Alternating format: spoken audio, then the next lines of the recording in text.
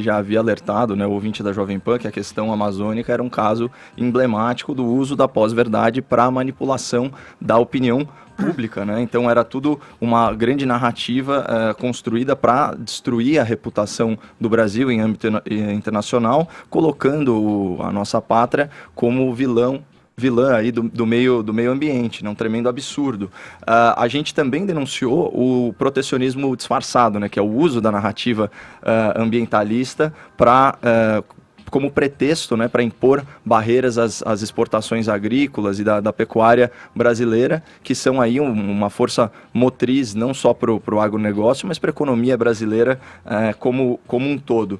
E o desenrolar, né, dos acontecimentos provou que essa análise era correta, né? Então, nações que, em âmbito global, estão mais empenhadas, né, em prol do livre mercado, então Estados Unidos e mesmo a Inglaterra, que agora está passando pelo Brexit e que, portanto, depende sim de acordos bilaterais para manter aí a sua economia próspera, já vieram em defesa do Brasil denunciar a mesmíssima coisa que nós denunciamos aqui. A França, ela tem uma realidade eleitoral própria, né, que impeliu o presidente Macron a isso. É como a gente sempre disse, né, as nações elas não têm amigos, elas têm interesses. E as pessoas que comandam as nações também têm interesse. Então, o presidente Macron, ele sofreu muitas críticas por assinar o acordo entre Mercosul e União Europeia, dos produtores agrícolas, dos produtores rurais, do seu respectivo país, que não conseguem competir,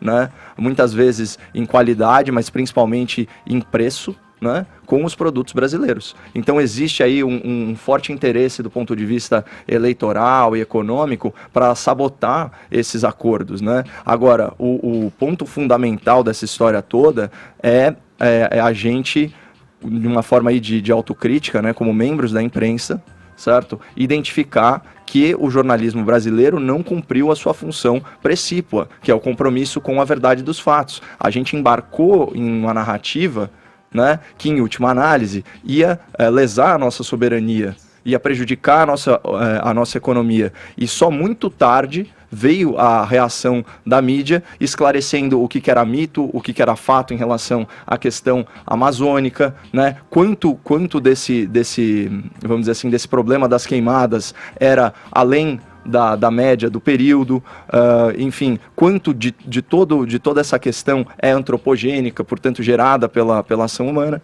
Então, feitas todas essas considerações, a polêmica arrefece naturalmente, porque essa é a diferença dos fatos e das narrativas construídas em cima dos fatos. Só que, como a gente vive na era da pós-verdade, a reação emocional, ela tem um peso tremendo. Então você pode fabricar crises, você pode artificialmente dar uma projeção exacerbada para problemas que são problemas até corriqueiros, problemas constantes, né, de um local.